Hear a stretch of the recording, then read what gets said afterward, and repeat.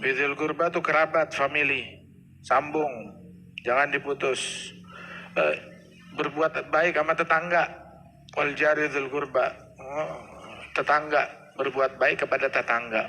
Tetangga kata Nabi itu ada tetangga yang punya satu hak, ada tetangga yang punya dua hak, ada tetangga yang punya tiga hak.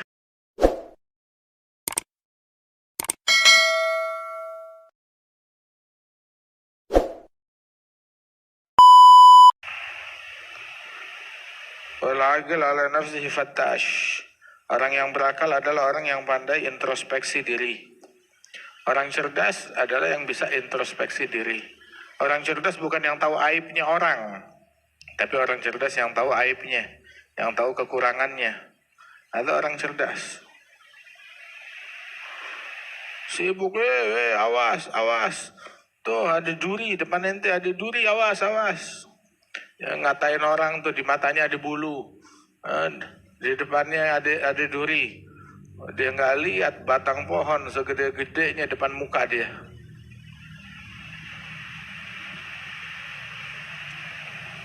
Man fattash wal aqil ala nafsihi fattash. Orang berakal itu adalah introspeksi diri, selalu memeriksa dirinya. Bukan meriksa orang, meriksa diri. Introspeksi diri. Ada aqil. Wal ahmak, orang geblek, orang bodoh adalah mondar mandir dalam hal yang gak berguna untuk urusan akhirat.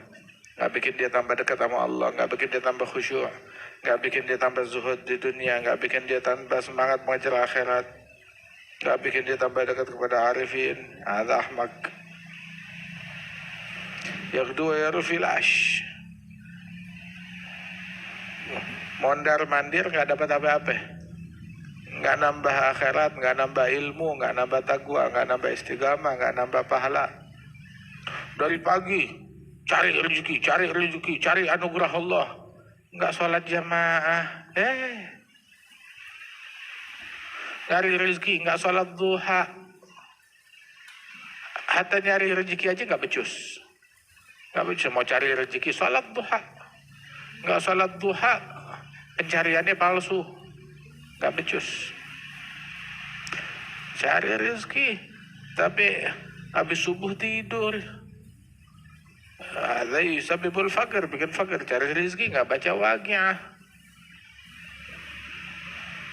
Mondar mandir pagi sore keluyuran, orang dapat apa-apa, gak dapat akhirat.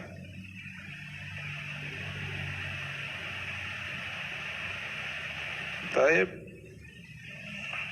وقال الجنيد بن محمد رحمه الله تعالى ما أخذنا التصوف عن القيل والقال ولكن عن الجوع والسهر وترك الدنيا وقطع المألوفات والمستحسنات وسميعه وقد حضره الموت وقد ختم القرآن وافتتحوا من أوله فقيل له في مثل هذا الحال فقال نعم ومن أولى بذلك مني وهو ذا تطوى صحيفتي.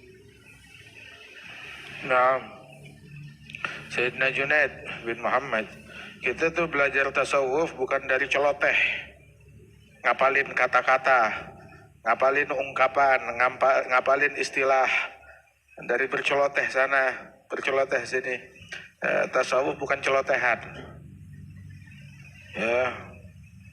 Tapi tasawuf itu adalah melaparkan diri, puasa, begadang apa? Tahajud, qiyamul lail, ninggalin dunia, ninggalin apa yang disukai oleh nafsu. Hal-hal yang indah yang disukai nafsu kita tinggalin. Ada tasawuf. Itu waktu di dalam keadaan sakaratul maut, pas lagi mau meninggal, itu orang yang di sekitar dia ngedenger dia lagi hatamin Quran. Habis hatamin Quran nih lagi sekarat, udah hatam Quran, apa yang dia lakukan? Udah hatam, mulai lagi dari awal. Mana keburu, udah mau mati, udah mau sekarat, pas hataman Quran. Keren nggak tuh? Khatam umurnya berbarengan dengan khatam Quran. Dia yang khatamin sendiri. Udah selesai, udah gitu, dimulai lagi, baca lagi dari Fatihah, Al-Baqarah. Ya imam, maksudnya dalam keadaan begini, kapan mau hatamihinnya? Itu kelar surat juga kagak, udah lagi sekarat. Maka dijawab, naam. Kita dibilang fi mithl hadhil hal, dalam keadaan begini ente mau mulai lagi Quran. Lang naam, aman aula bidzalika minni wa huwa dzatut wa sahifati. Siapa yang lebih berhak dari saya untuk nyempetin beramal? Nah, ini sekarang depan mata saya itu lembaran catatan amal lagi digulung. Catatan amalan saya lagi digulung, selagi masih sempat masukin dah.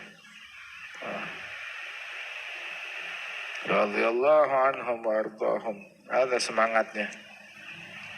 Tuh kata Nabi itu, yujadu rihul jannah. Aroma surga kecium dari jarak 1000 tahun. Kecium aroma surga. Masya Allah. Mana surganya? Ente jalan 1000 tahun ntar nemu.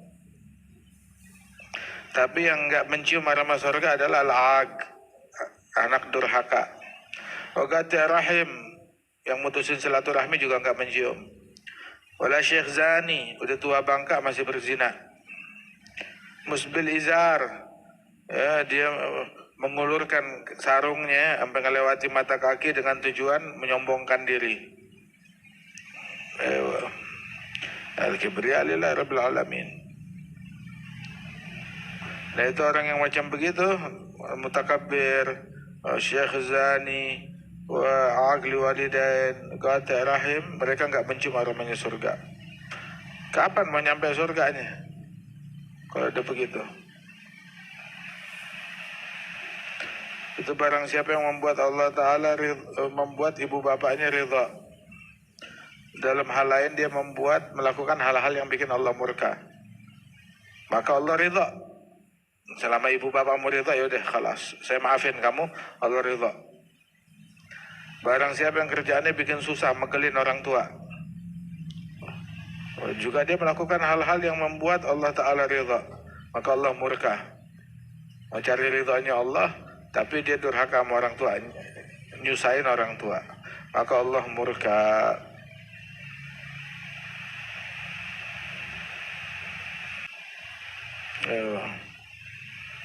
Rahimallahu walidan waladahu ala birrih. Semoga Allah merahmati orang tua yang ngebantu anaknya untuk berbakti, untuk birrul walidain. Jangan terlalu banyak menuntut ke anak. Orang dulu sampai mau minta air aja dia sungkan ke anaknya. Leish, takut akhirnya anaknya kejeblos dalam hal yang mengandung kedurhakaan. Kata Bertaufik, insyaallah. Disuruh birrul walidain.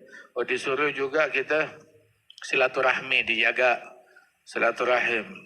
Itu rahim itu bergelantungan di arusnya Allah Ta'ala. Dia bilang, Allahumma inni bika wal fala uqta. Ya Allah, aku berada di tengah-tengah hambamu dengan Allah, maka aku enggak boleh diputus. Allah Ta'ala bilang kepada rahim, man qata'aki qata'atuh. Yang memutuskan silaturahim, saya putusin. Itu hamba diputus oleh Allah Ta'ala. Jangan mutusin silaturahmi. Silaturahmi itu adalah sebuah kewajiban. Orang yang mutusin silaturahmi dilaknat oleh Allah Ta'ala. Qati' rahim mal'un wa in mata fi jawfil Ka'bah. Orang mutusin silaturahmi dilaknat walaupun matinya di dalam Ka'bah. Suruh sambung silaturahim.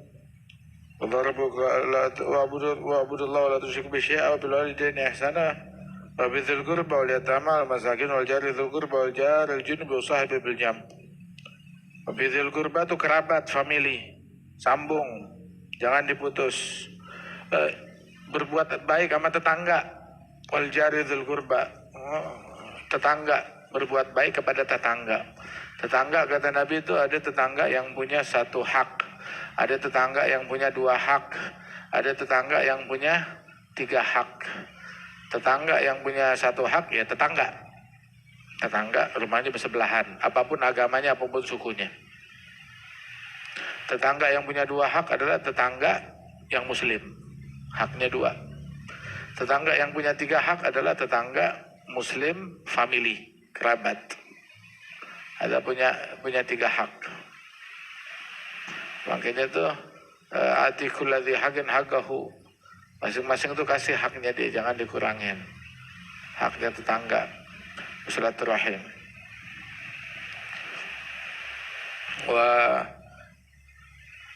inti daripada silaturahmi dan juga bertetangga 2 hal. Kaful adza wa ihtimal adza. Kaful adza wa ihtimalul adza. Kaful adza itu jangan ganggu mereka. Jangan ganggu mereka dengan sampahmu, dengan berisikmu, dengan gangguanmu macam-macam deh. Jangan ganggu mereka. Kaful adza. Wa ihtimalul adza, sabar terhadap gangguan mereka. Terganggu sama kerabat, ya sudahlah sabarin, telan aja. Terganggu sama sama tetangga, ya sabar, telan. Kamu jangan mengganggu. Kalau kebetulan terganggu oleh mereka, ya sabarin. Tuh.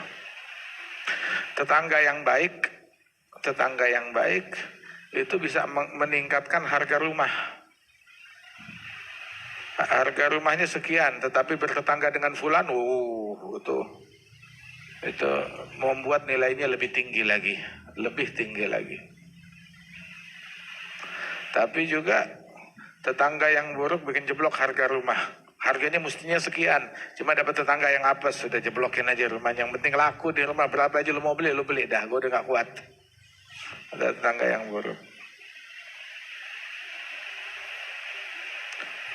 Tetangga tuh kaful adza wa ihtimalul adza. Jangan mengganggu, kalau diganggu ya sabar. Jangan balas gangguan dengan gangguan, bersabar. Jangan digosipin tetangga, jangan dikatain tetangga. Ada makanan kirim. Daging lagi mahal, nggak bisa ngasih daging, maka kasih nggak bisa ngasih daging, ya kuahnya banyakin, airnya banyakin. Lagi bikin bakso, nggak bisa ngasih baksonya, kuahnya juga jadi dah. Kuahnya juga jadi, ada mie-nya dikit jadi. Nggak bisa ngasih dagingnya, sayurnya juga jadi. Kata. Itu haknya tetangga. Itu bagaimana bertetangga. Kaful adza wa ihtimalul adza. Itu malaikat Jibril senantiasa berpesan sama saya tentang tetangga. Sampai saya pikir jangan-jangan kalau mati ini tetangga dapat warisan. Ada enggak? Tetangga ya tetangga. Saking pentingnya bertetangga. Wallahi la yu'min. Demi Allah enggak beriman. Siapa? Man la ya'man jaruhu bawa'iqah. Orang yang tetangganya enggak merasa aman dari gangguannya. Yang ngeganggu tetangganya tuh baik dengan sampahnya, kotorannya, berisiknya, baunya, kebisingannya. Ada satu orang tuh ziarah ke rumah temannya. Rupanya di rumah temannya banyak tikus. Tanya, dari mana ini tikus? Ya dari dulu. Saya tahu solusinya, piara kucing. Ya dari dulu saya mau piara kucing, tapi nggak jadi. Loh kenapa nggak jadi? Sebab saya berpikir, ya kalau piara kucing tikusnya pada kabur. Cuma saya mikir, saya takut kaburnya tuh tikus ke rumah tetangga. Jadi mendingan di rumah saya aja, jangan ganggu rumah tetangga saya.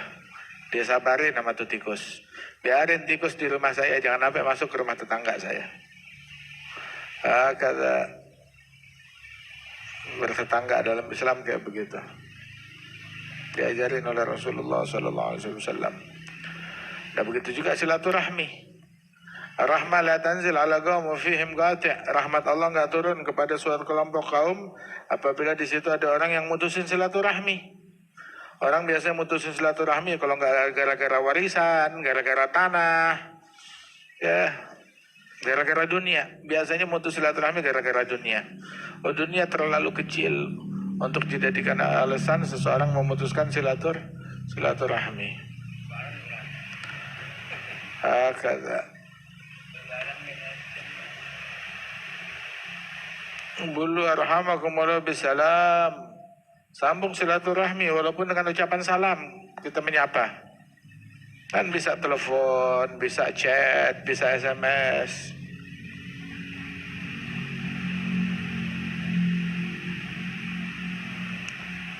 Silaturahmi sama berbuat baik kepada tetangga itu dengan kaful adza atau ihtimalul adza.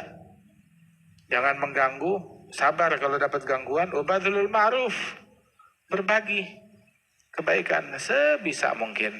Sebisa mungkin apa yang bisa dia bantu, dia bantu. Apa yang dia mampu. Sedekah yang paling afdalus sedekah ala dzi rahimin kasyih. Sedekah paling afdal kalau diberikan kepada kerabat famili yang judes, yang jutek. Kasih kepada dia. Kenapa? Sebab pahalanya pahala sedekah sekaligus pahala silaturahmi. Al-wasil yang nyambung silaturahmi bukan yang kalau kerabatnya bikin baik dia balas kebaikan.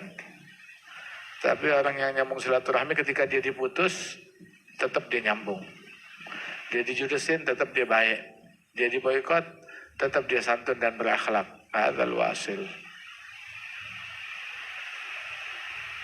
Ada satu orang bilang ke Rasulullah, saya punya tetangga selalu ngegang, saya punya kerabat family tukang teror, selalu ganggu, selalu nyusahin family saya itu, selalu komplain, selalu ngomel, mutusin saya, mengganggu saya dengan mulutnya, dengan ucapannya. Tapi saya sabar, saya nggak balas, saya tetap baik sama dia. Nabi bilang, Masya Allah, senantiasa Allah Ta'ala bersama kamu selama madum ta'ala hadal hal. Selama kamu dalam keadaan yang seperti ini.